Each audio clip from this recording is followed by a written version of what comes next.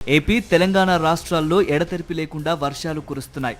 ఎగువ ప్రాంతాలలో కురిసిన వర్షాలతో ప్రాజెక్టులన్నీ నిండుకుండల్లా మారాయి. అదే సమయంలో బుధవారం ఏర్పడాల్సిన అల్పపీడనం కాస్త ఆలస్యమైనట్లు విశాఖలోని వాతావరణ శాఖ తెలిపింది. ఉపరితల ఆవర్తనం కారణంగా శుక్రవారం నాటికి ఉత్తరాంధ్ర సమీపంలో అల్పపీడనం ఏర్పడవచ్చునని అంచనా వేసింది. ఉపరితల ఆవర్తనం అల్పపీడనం ఉత్తర కోస్తాకు సమీపంలోనే కొనసాగుతూ ఒడిశా వైపు కదులుతున్నట్లు వాతావరణ శాఖ తెలిపింది. అల్పపీడన ప్రభావంతో గురువారం నాడు ఏపీలోని కోస్తా జిల్లాలన్నింటా విస్తారంగా వర్షాలు పడుతున్నాయి. శుక్రవారం కూడా కోస్తా అంతటా భారీగా వర్షాలు కురిసే అవకాశం ఉంది. తీరం వెంబడి గంటకు 50 కిలోమీటర్ల వేగంతో బలమైన ఈదురుగాలులు వీచే అవకాశం ఉందని మత్స్యకారులు అప్రమత్తంగా ఉండాలని హెచ్చరించింది. ఇక తెలంగాణ రాష్ట్రాన్ని కుండపోత వాన ముంచెత్తింది. మంగళవారం రాత్రి నుంచి బుధవారం ఉదయం వరకు హైదరాబాద్తో పాటు పలు జిల్లాలలో కురిసిన ఏకధాటి వానతో దారులన్నీ ఏరులయ్యాయి. వాగులు వంకలు పొంగి పొర్లాయి.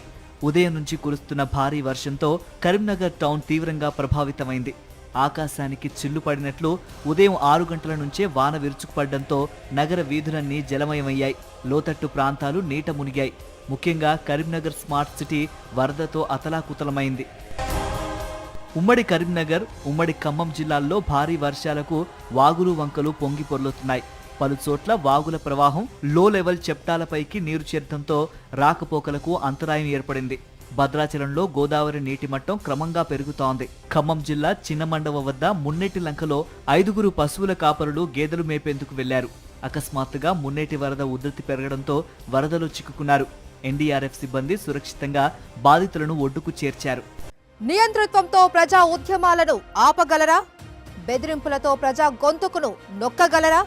తెలుగువారి మనస్సాక్షి సాక్షి టీవీ. సాక్షి టీవీ ప్రసారాల కోసం వెంటనే మీ లోకల్ ఆపరేటర్ను సంప్రదించండి.